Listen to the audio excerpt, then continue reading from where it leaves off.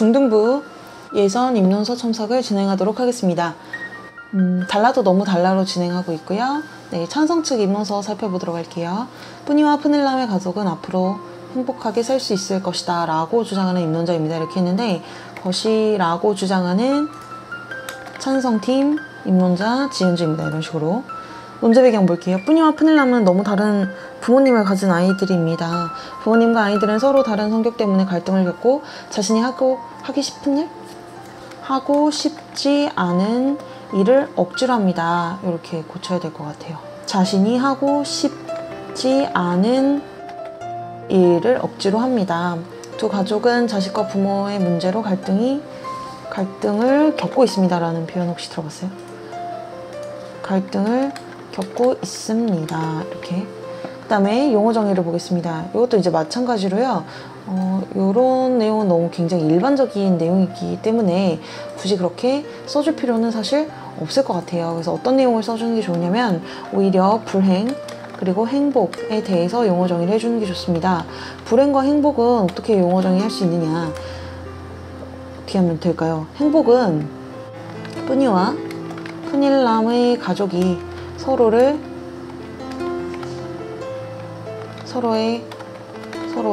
장단점을 이해하고 받아들이는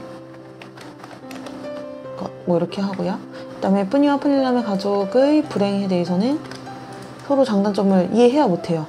이해하지 못하고 갈등을 일으키며 사는 것, 이렇게 정의해 볼 수 있을 것 같아요. 자, 주장 요약을 보겠습니다. 첫 번째, 거북이 부부와 고양이 부부는 태어난 자체로 정말 기뻐하였습니다. 자, 여기서 봤을 때 주장 요약이라고 이렇게 썼는데 저희 팀 주장을 요약하겠습니다. 이렇게 하면 좋을 것 같아요. 서로를 사랑하고 있다. 세 번째, 노력을 하고 있다. 이렇게 했네요. 첫 번째 주장으로 거북이 부부와 고양이 부부는 푸닐람과 뿌니가 태어난 자체만으로도 정말 기뻐했습니다. 거북이 부부는 푸닐람이 태어난 자체만으로도 행복했고 고양이 부부는 뿌니가 태어난 자체만으로도 기뻐한 것입니다. 아무리 자신이 낳은 아이에게 문제가 있어도 고양이 부부와 거북이 부부처럼 행복해하고 기뻐할 것입니다. 누구나 아이가 생기면 고양이 부부와 거북이 부부처럼 행복해하고 기뻐할 것입니다. 이렇게 하면 어떨까 싶어요? 고양이 부부는 아이가 거북이처럼 생겨서 싫어하지 않고, 또 거북이 부부는 아이가 생김새가 달라도 잠수부가 되기를 기대하며 푸닐람이라는 이름을 지어주었습니다. 이처럼 거북이 부부와 고양이 부부는 지금의 아이도 정말 이 부분을 그냥 빼고요. 어떻게 하냐면 거북이 부부와 고양이 부부는 아이가 태어났을 때 그 자체만으로도 정말 좋아하고 행복해 하고 있습니다. 그러므로 어떤 갈등이 일어나도 푸니와 푸닐람을 정말 사랑하기 때문에 그 갈등을 풀어나가며 행복하게 살 수 있을 것입니다. 이렇게 했네요. 자, 그런데 여기서는 조금 고민스러운 부분이 있어요. 그러니까 태어난 자체만으로도 행복하다. 근데 이제 뒤에 가면 안 그러잖아요. 그쵸? 그래서 근데 이 부분이 지금 2번하고 좀 겹칠 것 같아요. 왠지 느낌이. 그래서 조금 더 보도록 하겠습니다. 보고 좀 수정해 볼게요. 두 번째 주장으로 가족들은 서로 사랑하고 있습니다. 사랑을 받았고 고양이 부부는 걱정을 했고 두려워했습니다. 고통을 받고 있습니다. 잠수연수 화를 냅니다. 고통을 느꼈습니다. 지금 여기까지가 지금 줄거리네요. 줄거리 길구만요. 자, 거북이 부부는 울며 걱정을 해왔고 잠수를 했는데 마음이 조마조마했습니다. 하지만 말을 못했습니다. 빛나는 등불이라고 하였습니다. 여기까지가 책 내용이네요. 책 내용이 너무 많아요. 이처럼 가족들은 자신의 아이를 정말 사랑하고 있습니다. 그러니까 결국에는 책 내용이 요만큼이나 나왔는데 할 말이 요만큼이에요? 요거는 이제 한번 대대적으로 수정을 해볼게요. 근데 이제 줄거리 요약을 잘하긴 했거든요. 그래서 좀 아까워요. 그래서 위에다가 논제 배경에다 한번 논제 배경 원래 줄거리만 쓰는 거 아니잖아요. 근데 줄거리 너무 잘 돼가지고 한번 여기다 놔볼게요. 와보세요. 그리고 여기 서로 사랑하고 있다라는 주장에 대해서 좀 깊이 있게 살펴보도록 합시다. 여기서 우리가 사랑을 어떻게 알 수 있냔 말이에요. 그쵸? 봐봐요. 고양이 부부는 물속에 들어가 있을 때 걱정하고 다칠까봐 두려워했습니다. 저 그 사랑이 느껴졌어요. 그리고 푸닐람은 물을 싫어하고 잠수를 못하지만 거북이 부부는 고통을 받고 있습니다. 여기서 저는 사랑을 느꼈어요. 왜일까? 이상하네요, 그죠? 근데 애들은 지금 그런 걸 못 느끼는 것 같아요. 여기서 뭐 울면서 걱정하고 있습니다. 저는 여기서 사랑이 느껴져요. 그리고 마음이 조마조마해요. 이것도 사랑이 느껴져요. 그쵸? 밝게 빛나는 등불. 네, 좋습니다. 자, 그럼 이 부분을 대대적으로 한번 고쳐보도록 할게요. 어떻게 고칠 거냐면은, 고양이 부분은 여기를 가져왔어요. 고양이 부분은 뿌뉴가 물속에 들어가 있을 때 걱정하고, 뿌뉴 항상 물에 있으니 다칠까봐 두려워합니다.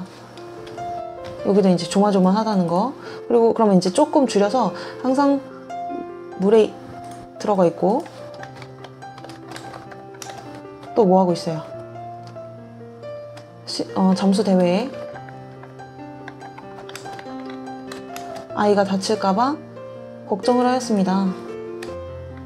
부모님이 자녀를 걱정하는 이유는 자녀가 잘못되거나 다칠 수 있기 때문에, 자녀가 잘못되는 것을 바라지 않고 항상 안전하기를 바라는 것은 바로 자녀를 사랑하기 때문입니다. 이렇게 보면 어때요? 그럼 이제 이 부분은 책 내용에 대한 어떤 해설이 되겠죠. 그렇죠? 그리고 나서 여기를 또 볼게요. 거북이 부부가 고통을 받고 있습니다. 뭐 사실 고통을 받는다기보다는 이렇게 볼게요. 이제 본문 내용을 조금 덧붙인 거니까 빨간색으로 해볼게요. 거북이 부부는 푸닐람이 자신들의 기대만큼 잠수를 못하죠. 잘하지 못하고, 심지어는 잘하지 못해서 호통을 치기도 합니다. 나중에 푸닐람이 집을 나갔을 때 편지를 읽으며, 푸닐람의 편지였죠. 푸닐람의 편지를 읽으며 울고 걱정합니다. 이 장면이 나왔어요. 그럼 이제 여기서부터는 뭘 해야지 좋냐면, 여기서부터 이제 해석을 하는 거예요. 그렇죠? 거북이 부부가 자녀에게 기대를 갖는 이유는 자녀가 잘 되었으면 하는 마음이 있기 때문입니다. 또한 자녀가 잘 되어야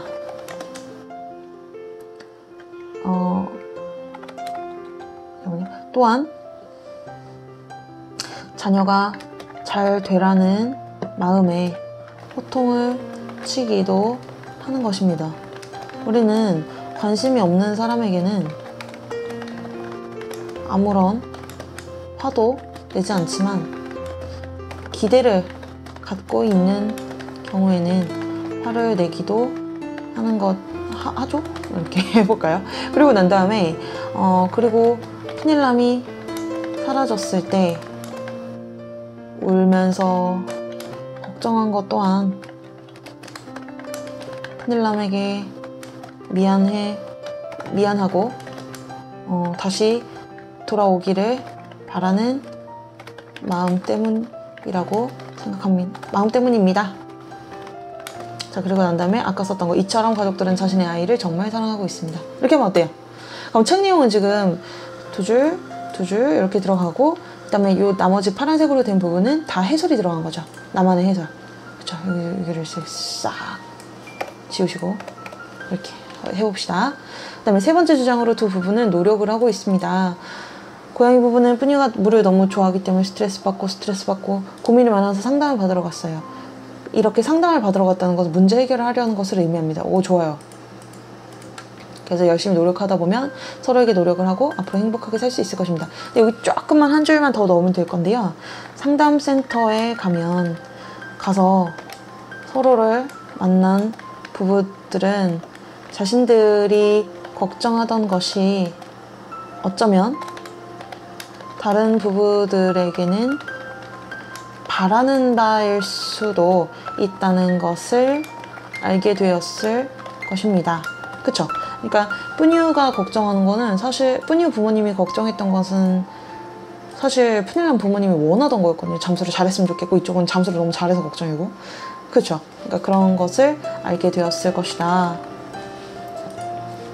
그리고 객관적인 입장에 있는 전문가인 상담 선생님이 아이들에 대한 부모님의 태도, 자세를 고쳐준다면 있을 것입니다.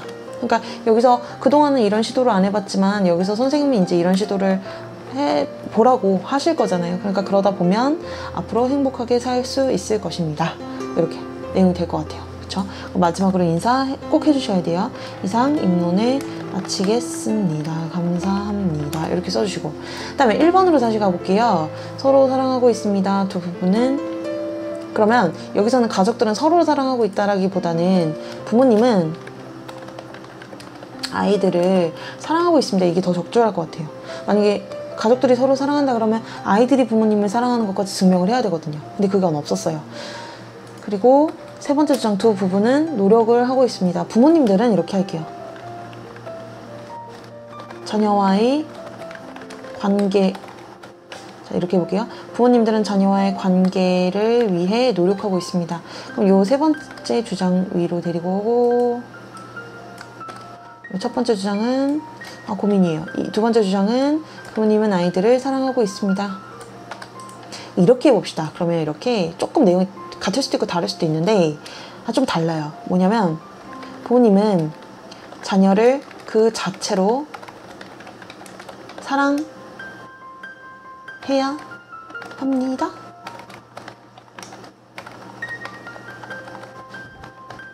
좀 고민인데 사랑합니다. 이렇게 할 수도 있어요.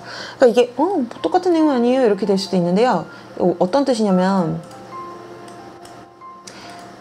그 자체로 그러니까 얘가 어떤 상황이든 아이를 사랑한다라는 의미예요. 다시 이건 뭐냐면 아이가 어떤 상황이든 아이를 사랑한다 이 의미입니다. 그러니까 지금 근데 예시로 나와 있는 거는 사실 그냥 태어났을 때 예뻐했다 이제 그런 내용이었거든요. 근데 그것뿐만 아니라요. 존재 그 자체만으로도 사랑할 수 있어야 한다. 그리고 어떻게 보면은 실제로 그러고 있다라는 것을 좀 써주면 어떨까 싶은 생각이 들어요. 2번하고 조금 다른데 뭐가 다르냐면 2번에서는 사실 2번에서는요. 부모님들이 행동 자체가 뭐였다? 사랑이었다는 거예요.